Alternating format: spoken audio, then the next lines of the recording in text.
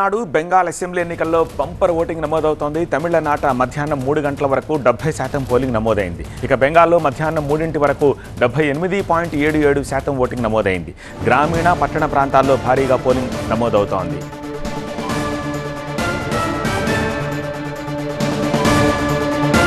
చెన్నైలో పలువురు ప్రముఖులు ఓటేశారు. సీఎం స్టాలిన్ తన కుటుంబంతో కలిసి ఓటేశారు. ఓటు వేయడానికి సినీ నటులు తరలివచ్చారు. త్రిష, సూర్య, జ్యోతిక, విశాల్ తదితరులు ఓటు హక్కు వినియోగించుకున్నారు. విజయ్ బరిలో ఉన్న పెరంబూర్లో అత్యధికంగా 71% పోలింగ్ నమోదైంది.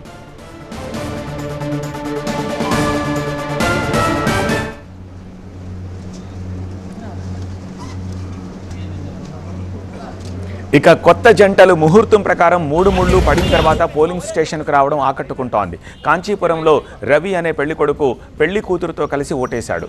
ఓటు వేయడం మనందరి బాధ్యత అంటున్నాడు. పెళ్లి రోజు ఓటేయడం మరచిపోలేని అనుభూతి అన్నాడు రవి.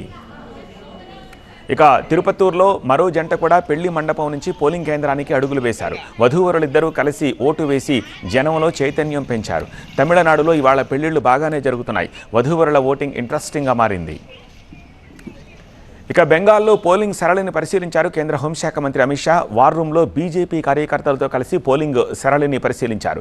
బెంగాల్లో తొలి దశ పోలింగ్ జరుగుతోన్న వేళ ప్రధాని మోదీ కూడా 2వ దశ ఎన్నికల ప్రచారం నిర్వహించారు.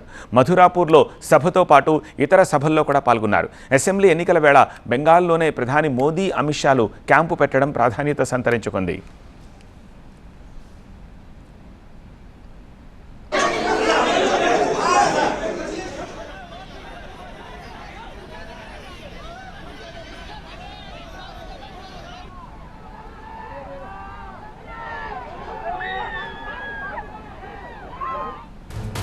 తమిళనాట టర్నౌట్కి సంబంధించిన డీటెయిల్స్ అందించేందుకు మా ప్రతినిధి మురళి సిద్ధంగా ఉన్నారు. మురళి, అంటే తమిళనాడు చరిత్రలో అంటే కొన్ని దశాబ్దాలుగా చూస్తే ఇంత మాసివ్ పోలింగ్ అనేది ఎప్పుడూ కూడా జరగలేదు. సో గత 2021 అసెంబ్లీ ఎన్నికల్లో చూస్తే మొత్తం 6 గంటల వరకు కూడా జరిగినటువంటి పోలింగ్ శాతం చూస్తే 73%.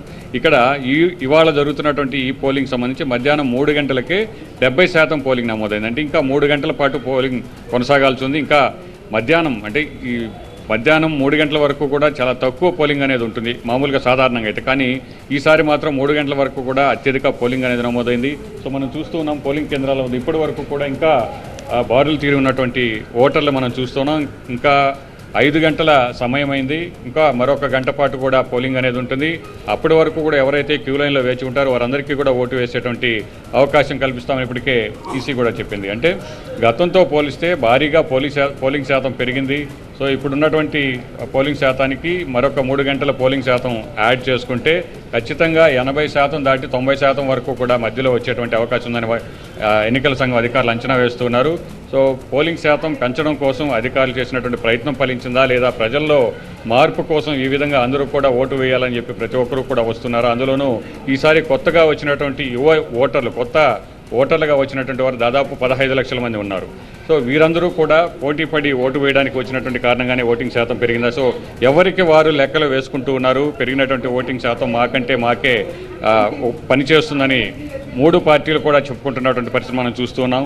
సో గతంలో చూస్తే డిఎంకే, ఏడీఎంకే 2 పార్టీలు మాత్రమే కూటమిలు ఏర్పాటు చేసి ప్రభుత్వాలు ఏర్పాటు చేసి ఎన్నికలు జరిగేటువంటి ప్రతి సందర్భంలో కూడా ముందుగా జనం పల్స్ ఏ విధంగా ఉందో తెలిసేటువంటి అవకాశం ఉంది. ఈసారి ఎన్నికల్లో ఏడీఎంకే గెలుస్తుంది, ఈసారి ఎన్నికల్లో డిఎంకే గెలుస్తుంది. కానీ ఇప్పుడు మాత్రం విజయ్ పార్టీ పెట్టిన తర్వాత ఈ త్రిముఖ పోరులో ఈ పోలింగ్ పర్సంటేజ్ పెరిగిన తర్వాత ఒక అయోమయం అయితే నెలకొంది. ఎవరికి కూడా ఏం అర్థం కానిటువంటి పరిస్థితి. సో అంతు చిక్కని ఈ ఓటర్ల పల్స్ ఏమిటి, ఎలా ఉండబోతోంది తీర్పు అనేది మాత్రం ఉత్కంఠగా మారినటువంటి పరిస్థితి.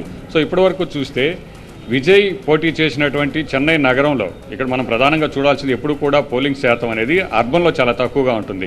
చెన్నై సిటీలో మామూలుగా 73% పోలింగ్ అనేది గత 2021లో నమోదైనప్పుడు చెన్నై నగరంలో 66, 69, 67% ఈ విధంగా నమోదయ్యేది.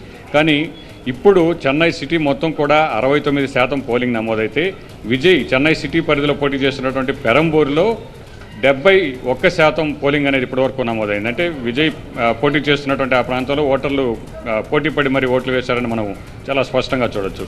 అలాగే చెన్నై సిటీ పరిధిలో తక్కువగా 60% పోలింగ్ నమోదైనటువంటి మరొక నియోజకవర్గం ఇక్కడ మాజీ గవర్నర్గా ఉన్నటువంటి తమిళసై పోటీ చేస్తున్నారు మైలాపూర్. సో టోటల్గా చూస్తే మాత్రం విజయ్ ఫ్యాక్టర్ ఈ పోలింగ్ శాతం పెరగడానికి కారణమా, లేదంటే ప్రభుత్వంపై ఉన్నటువంటి వ్యతిరేకత కారణమా, లేదా ఏం జరగబోతుంది అనేది మాత్రం తమిళనాడు వ్యాప్తంగా ఒక ఉత్కంఠ నెలకొన్న పరిస్థితి మాత్రం మనకి ఇక్కడ కనబడుతుంది. రైట్ మురళి.